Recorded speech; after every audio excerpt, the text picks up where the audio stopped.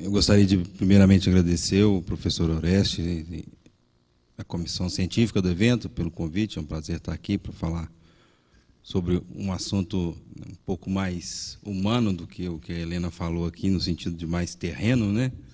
A gente vai falar sobre coisas aqui que estão muito no dia a dia.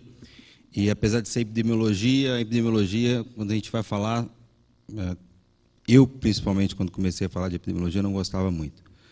Mas a gente vai perceber, eu pretendo convencer vocês, pelo menos um pouquinho, sobre o tanto que a epidemiologia tem benefício para a gente na vida prática e no dia a dia.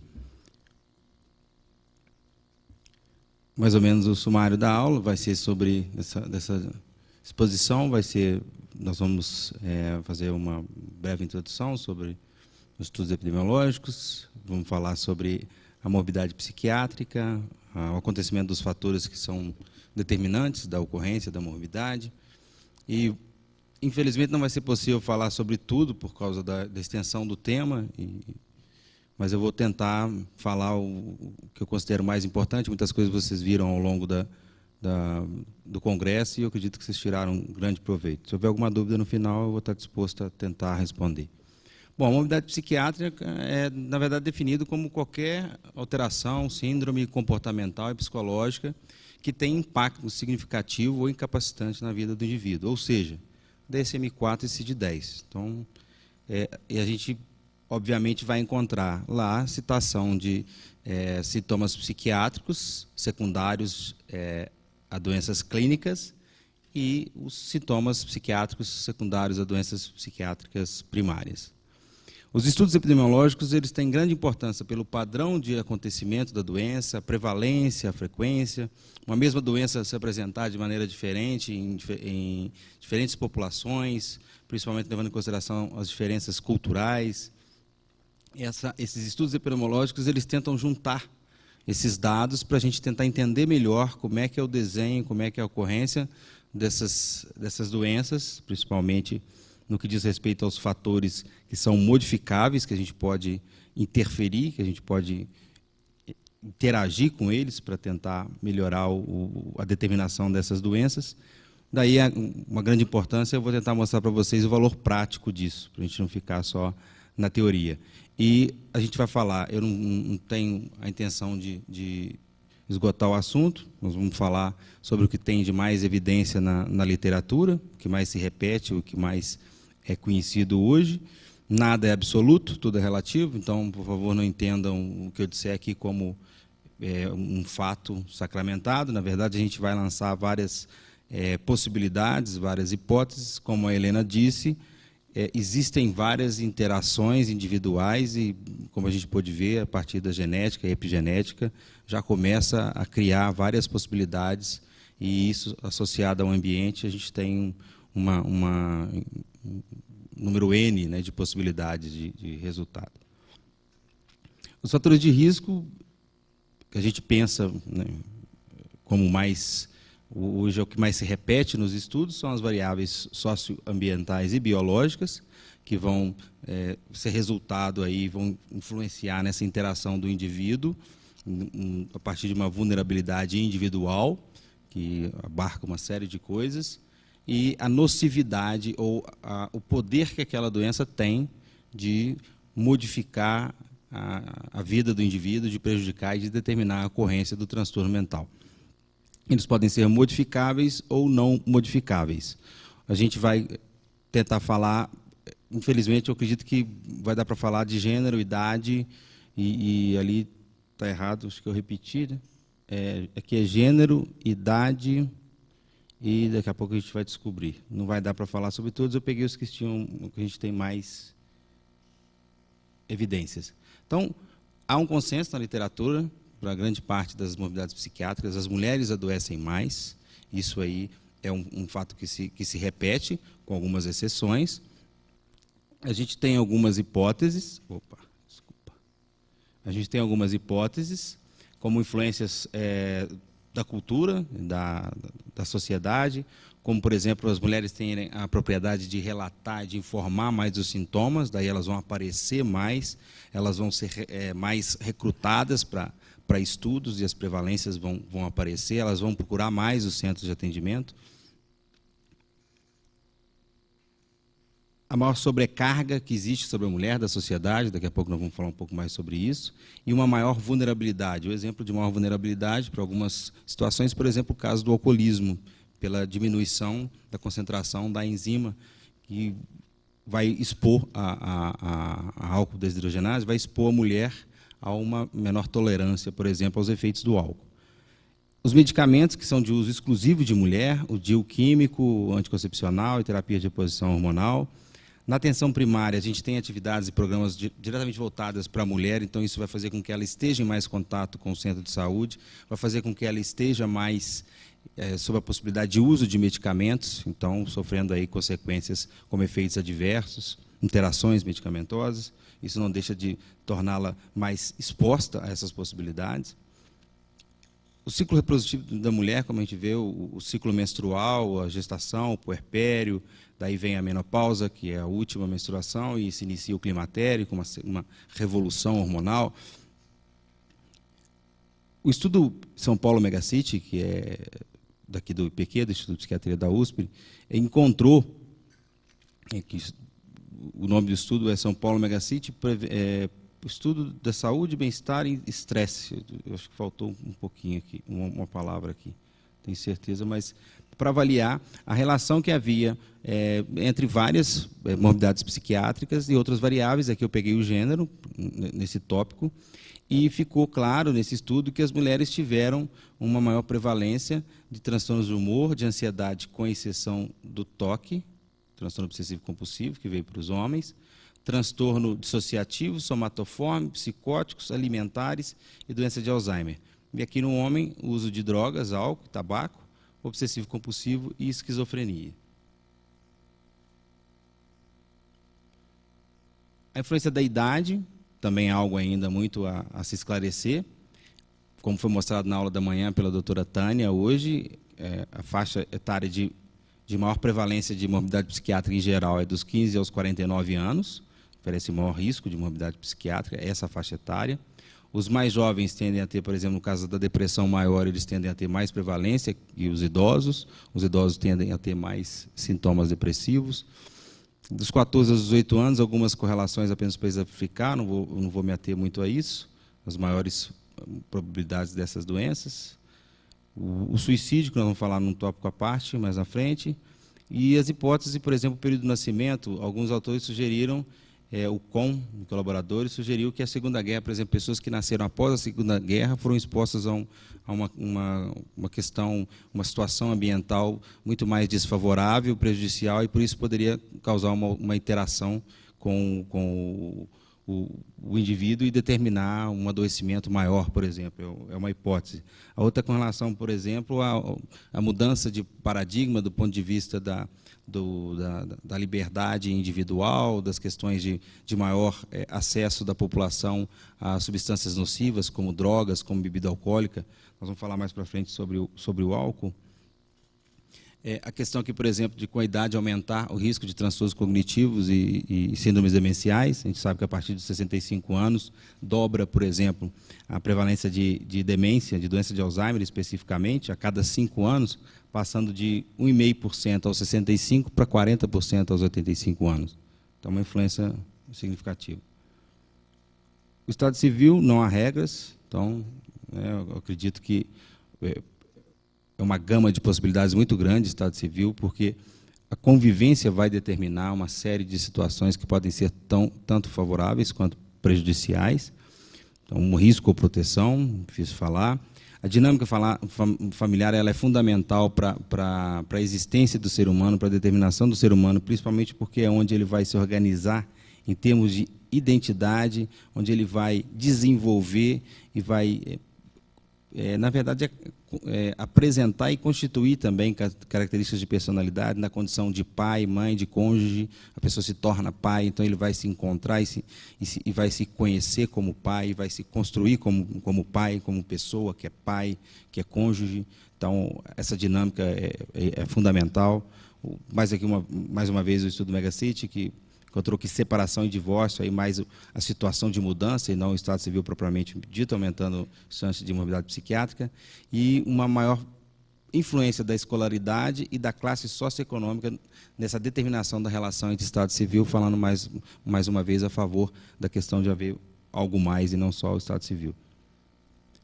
Fatores de risco modificáveis agora, o extrato socioeconômico ambiental, e as principais determinações que ele vai causar são, por exemplo, a escolaridade, a renda familiar, a ocupação, sendo que a escolaridade nos estudos tem mostrado maior influência, situações mais graves, por exemplo, de pobreza, guerra, injustiça social, sequestro, tortura, e outras mais comuns, como urbanização, migrações, discriminação racial, infelizmente, muito comum, instabilidade econômica. Aqui, começando os tópicos que a gente vai falar sobre dentro desse contexto do extrato socioeconômico e ambiental. Com relação ao desemprego, ele é estudado desde a crise de 29, crise da Bolsa de Nova York, que houve uma taxa enorme de suicídios, e descobriu-se que o desemprego estava associado não só nesse evento, mas em outros posteriores, a alterações com relação principalmente à autoestima, percepção da realidade, o entendimento que o sujeito tem daquele momento que está acontecendo, o que vem depois, o que eu posso fazer, as expectativas, as perspectivas, alterando a capacidade de determinação perante esse entendimento, causando, às vezes, situações graves como o suicídio. A relação ela é controversa, uma pessoa pode, por exemplo, trabalhar onde ela é feliz e está satisfeita com aquele trabalho, se sente bem, mas ela também pode estar no emprego porque precisa, não gosta daquilo, se sente discriminada, enfrenta situações como, por exemplo, assédio moral, assédio sexual. Então, aí a variável emprego estaria na contramão. No Brasil, o desemprego ele está, de acordo com o estudo do Almeida, ele está mais relacionado ao aumento das morbidades psiquiátricas em geral, e é sabido, isso é reproduzido em estudos internacionais, que os famosos colarinhos brancos, que a gente considera aqui os executivos, os profissionais da área administrativa, e aqui seriam os trabalhadores braçais. Eles sofrem mais, os braçais sofrem mais com o desemprego ou com a situação instável do que os administrativos. O burnout, que obviamente vai ser inerente a qualquer atividade profissional, principalmente a que envolve contato emocional intenso, como no caso dos profissionais da saúde, envolvimento emocional com o ser humano, nas inter-relações. Universitários, eu acredito que da grande maioria das graduações na área da saúde, medicina, psicologia, enfermagem, fisioterapia, enfim, pela sobrecarga, a cobrança. O caso dos maus tratos na infância também é um baú rico de possibilidades maléficas quando ele acontece. Existem principalmente 3 formas de violência, que é a violência física, psicológica, a sexual e a negligência, que é o abandono ao cumprimento da expectativa obrigatória da família para com a criança. A gente sabe que esses são os transtornos principais, psicóticos, substâncias alimentares, ansiedade e pós-traumático, como consequência dessas violências. O aumento dessa morbidade psiquiátrica na adolescência e idade adulta, ela acontece no contexto da depressão, até 1/3 das crianças que foram vitimadas por esses maus tratos vão apresentar depressão até os 20 anos de idade. E com relação ao suicídio, o risco duplica até os 20 anos de idade em crianças que foram acompanhadas desde a infância, quando foram vítimas de maus tratos. Aqui já os eventos estressantes de vida, a mobilidade psiquiátrica em geral aumenta com esses eventos estressantes, processos acelerados de urbanização e industrialização que vão causar desigualdade social, distribuição irregular de renda, situações como a aposentadoria, o luto, sempre checar se a questão do luto não está sendo patológico, o luto experienciado como uma situação em que há uma preocupação excessiva, que há um impacto funcional intenso, muito duradouro, com sintomas como, por exemplo, ideação suicida e ruína, falam a favor de um quadro patológico. A violência e criminalidade com a qual a gente está lidando hoje em dia, diga-se de passagem, o mais ocorrido recentemente, eu acredito que já teve outro que falaram, mas acho que foi mais grave, foi o caso do Wellington, lá naquela escola do Realengo. Houve também aquela ocupação das favelas no Rio. Há um tempo atrás também um colega professor do Isabela Hendricks, em BH, foi assassinado pelo aluno porque ele foi reprovado com uma facada no meio do pátio, na frente de todo mundo. Quer dizer, cada vez mais a gente está sendo expostos nós estamos sendo expostos a essas manifestações de violência e criminalidade. A violência familiar, como um marcante decisivo, principalmente aqui de 15 aos 49 anos, metade das mulheres brasileiras foram vítimas de violência pelo cônjuge. A mulher, infelizmente, sofre mais com isso do que o homem. A regrinha dos 3 Fs, que eu gosto de usar, que fala sobre a funestação, o fenecimento e a frustração, que fazem com que, por exemplo, períodos como a aposentadoria sejam potencialmente prejudiciais. Aqui a funestação no sentido de proximidade da morte, de luto, né, pelo adoecimento de amigos, pela morte de amigos, que vai acontecendo ao longo do envelhecimento, vai se perdendo mais pessoas íntimas, parentes, amigos. O fenecimento, que é a sensação de limitação, de finitude, de fim de vida. Eu vou envelhecer e vou morrer, não há como reverter esse processo. E a frustração, quando a pessoa começa, diante dessa situação toda, cogitar a possibilidade de ter sido culpado, por exemplo, pelo problema que o filho está enfrentando no casamento hoje, pelo filho que até hoje não casou e está envolvido com drogas, como se ele não tivesse sido aquele pai ou aquela mãe que gostaria de ter sido, para impedir coisas mais graves como as que podem acontecer. Aqui eu peço desculpas, esse slide, infelizmente, eu não consegui adaptar, mas aqui é para reforçar a importância da violência hoje em dia. Por dia, 46 idosos são vítimas de violência no Brasil. Esses idosos, eles sofrem a violência, na maioria das vezes, por parentes, dentro do próprio domicílio, e a violência psicológica, ela é a principal. Por incrível que pareça, os idosos, eles reclamam como a pior forma de violência para eles, o preconceito e o desrespeito. Ou seja, eles não citam o que eles mais estão sofrendo na realidade. Eles provavelmente são levados a acreditar que isso aqui não é o maior problema. Os fatores de risco modificáveis dentro da questão familiar, são vários fatores, a associação é muito difícil, discórdia conjugal, relação com depressão e dependência de substância, o divórcio, que pode levar em adolescentes prejuízo na escolaridade, comportamento antissocial, uso de substâncias, divórcios em relacionamentos futuros, gestação precoce, a morte de um dos pais relacionada à depressão, ansiedade e abandono dos estudos, com muita frequência, as pesquisas estão referindo isso. Comportamento gestacional de risco, por exemplo, pela mãe, o uso de drogas ou atividades de risco, vai levar a uma vulnerabilidade neuropsicológica, com certeza, aqui remetendo à questão que a Helena falou na expositiva anterior, influenciando aí o estímulo ambiental negativo. E as intervenções preventivas deveriam ser precoces na questão do contexto familiar, para poder a gente tentar minimizar ou neutralizar algumas situações. Vou citar rapidamente aqui o que está muito em voga hoje do ponto de vista de estudos epidemiológicos com relação a fatores de risco ou proteção. Os fatores de proteção, a espiritualidade, ela tem sido estudada por vários estudos, por vários autores, como um possível implicador no desenho da doença a partir do momento do início do tratamento, após o diagnóstico, mostrando que acredita-se que, pelo fato da maioria das religiões e das práticas de crença e espiritualidade indicarem hábitos saudáveis e de vida como o necessário para se sentir mais próximo do que é sagrado, místico, e isso vai levar, obviamente, a hábitos saudáveis de vida, alimentação saudável, evitar ou não usar etílicos e tabaco, evitar não usar drogas, de uma maneira geral. Então, esses estudos mostram uma relação positiva em grande parte deles, alguns mostraram resultados negativos. Aqui também tem aquela questão que é importante frisar, a religiosidade que prega o não à ciência, que aí vai se tornar, a gente sabe que há alguns relatos disso, até defendendo questões como medicina alternativa ou outras práticas que desviam o ser humano da ciência, vão, obviamente, prejudicar esse conjunto aqui de religião, espiritualidade e ciência como bem-estar psicológico. Então, é uma questão que está muito em voga hoje. E essa espiritualidade vivida como a crença e a prática de algo que esteja direcionado ao sobrenatural, ao místico. Aqui a atividade física, que é hoje inegável, um fator marcante, repetidas vezes associado ao bem-estar, à saúde de maneira geral, e não em menor escala na determinação da saúde mental.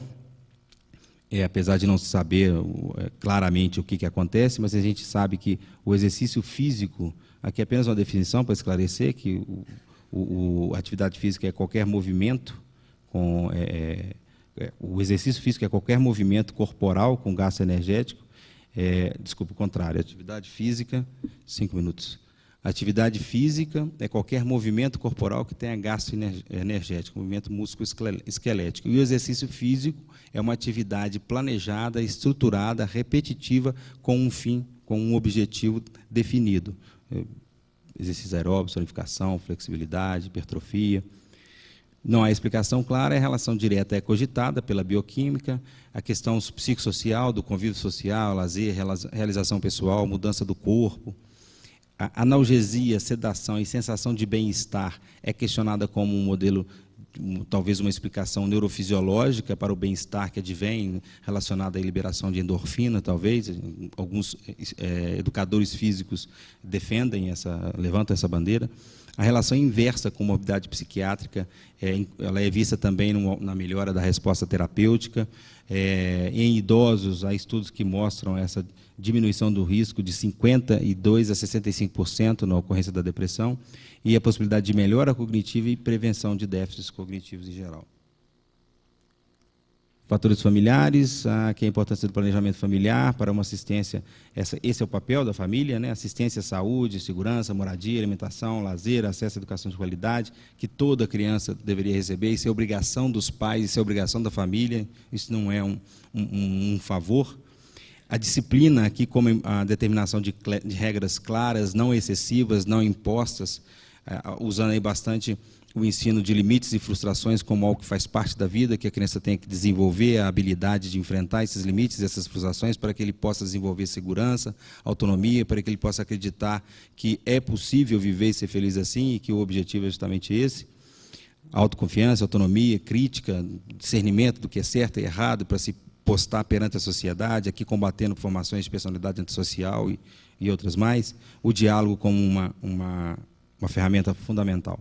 Só para mostrar rapidamente alguns dados aqui desse estudo aqui do Ministério da Saúde, que avaliou os fatores de risco em geral para todas as doenças, e foi um longitudinal de 2006 a 2011, com inquéritos anuais em adultos maiores de 18 anos, com algumas avaliações, como, por exemplo, a gente vê aqui a questão da atividade física. Atividade física no tempo livre de lazer, aqui entendida como a prática do esporte, da academia, do atletismo, apenas 14% da população. O tempo livre ou deslocamento, que aqui é a área de trabalho, a inatividade física, como o deslocamento do tempo de trabalho, atividade doméstica, 14%, assistir televisão, 28%, mostrando aí a realidade do Brasil. Aqui, no que diz respeito à mudança ao longo na verdade, a diferença por gênero, né, homem e mulher, com relação a essas atividades, mostrando que o homem pratica mais atividade física que a mulher, não necessariamente mais eficaz, mas em maior quantidade. A evolução disso não mudou praticamente nada, a prevalência se mantém constante. Aqui o etilismo, que através desse digital também foi estudado, e mostrou que o consumo abusivo, na verdade, que eu acho que o mais importante é falar, maior prevalência nessa faixa etária, homens de 25 a 34 anos, os homens bebem mais, o maior consumo das mulheres, o aumento do consumo das mulheres nesse intervalo de tempo de 2006 a 2010, as regiões com maior uso abusivo, esses centros aqui de informação sobre drogas psicotrópicas, álcool e tabaco, que mostraram cada vez mais diminuindo a idade de início dos sintomas, crianças experimentando bebida alcoólica entre 7 e 9 anos, 42% das crianças hoje, entre 10 e 12 anos, já experimentaram bebida alcoólica. Esse estudo aqui em Diadema e Paulina mostrou que 90% dos adolescentes de 15 anos, aparentando ter a idade de 15 anos, não se passando produtos, têm acesso facilitado para comprar bebida alcoólica. Aqui a cocaína e o crack, também rapidamente, o perfil mais encontrado hoje é de pacientes jovens, menos de 30 anos, a baixa escolaridade, o baixo poder aquisitivo e a estrutura da família como fatores fundamentais, maior envolvimento com violência e HIV, homicídio é a principal causa de morte nesses pacientes. O tabagismo aqui também é uma notícia boa, diminuiu a prevalência de tabagismo no Brasil, 16,2 para 15, depois da determinação da lei. Tem que correr mais um pouquinho. Aqui é mostrando a diminuição total e por gênero. Infelizmente, não vai ser possível falar sobre isso. Aqui um trabalho mostrando uma relação de depressão, foi o nosso estudo, comparado com mais 3 estudos internacionais, mostrando como é que o gênero se reproduziu nesses 3, mostrando aí a importância da morbidade psiquiátrica, em especial a depressão no sexo feminino. Agora o suicídio, para encerrar. O suicídio não é uma morbidade psiquiátrica, obviamente, porque é um desfecho, mas questiona-se se não seria uma síndrome psiquiátrica, porque envolve uma série de fenômenos que estão alterados do ponto de vista cognitivo e do ponto de vista psíquico. O desfecho mais grave de um tratamento, 90% tem morbidade psiquiátrica, fora a morbidade psiquiátrica, maus tratos na infância e essa situação de desemprego, isolamento social, instabilidade econômica, perda de parentes, amigos ou amantes, principalmente quando eles se suicidam, como causadores de tentativa e de consumação do suicídio. O principal fator de risco para novas tentativas, quem tenta uma vez, tenta 2, 3. As mulheres tentam 3 vezes mais do que o homem, mas os homens consumam 3 vezes mais. E isso aqui é muito grave nos idosos, os homens consumam, se matam 7 vezes mais do que as idosas. Desculpa. Não, isso aqui, desculpa, está certo, isso aqui não é alcoolismo, não. Peço perdão, isso aqui tem que corrigir depois. Isso aqui é suicídio. Os homens se matam 7 vezes mais do que as idosas. Eles consumam o suicídio 7 vezes mais. Mais arma de fogo e enforcamento, mulher envenenamento e remédio. Para concluir, finalizando, inúmeros são os fatores. Infelizmente, não é possível determinar relações pareadas ou específicas ou claramente definidas para que a gente possa intervir individualmente. A vantagem é que a gente pode fazer uma proposta de interação entre os fatores, que gera uma interpretação complexa, mas uma possibilidade de intervenção. A importância dos fatores socioambientais e morbidade psiquiátrica prévia como causador de morbidade psiquiátrica. Aqui a questão da saúde dos pais, fundamental. Um pai ou uma mãe que são muito ansiosos, eles vão criar aquela criança num contexto de ansiedade. Se eles melhoram dessa ansiedade, automaticamente a criança também ela absorve essa melhora. As intervenções psicoeducacionais de suporte social, com medidas públicas, são fundamentais para a prevenção de morbidade psiquiátrica e promoção de saúde. O contexto familiar, a demanda infanto-juvenil, a saúde da mulher, focos principais, o tratamento de doenças clínicas e psiquiátricas comórbidas e em familiares, o benefício da atividade física, que é irrefutável, um envelhecimento saudável visto como uma longevidade saudável. Existe um projeto chamado Projeto Longevidade, que é um livro que foi escrito para leigos, que traz bastante questões relacionadas ao comportamento ao longo do envelhecimento, a proposta de uma reinserção social, principalmente à medida que a pessoa vai aproximando da terceira idade, ela se aposenta, ela é convidada a sair da sociedade por uma mão de obra mais barata, por uma mão de obra mais nova, mais jovem. Então, essa reinserção através de projetos sociais, como atividade física, grupos de lazer, arte-terapia, são fundamentais para que o ser humano possa se reinserir na sociedade, se determinar como sujeito, reconquistar a segurança, a autonomia e poder viver uma longevidade saudável. As ações básicas de saúde, principalmente que hoje são beneficiadas, a gente vê muito no interior, o benefício do PSF na veiculação de medidas profissionais e promocionais e preventivas de doença, o que possibilita a mobilização social para a saúde coletiva. Mobilizar. A pessoa tem que ser responsável pela saúde dela, não é só o Estado que tem que ser responsável. A pessoa tem que cuidar de si mesma, ela tem que mobilizar a comunidade, ela tem que se determinar nessa luta contra a morbidade psiquiátrica para uma saúde coletiva. Acho que é só isso. Obrigado.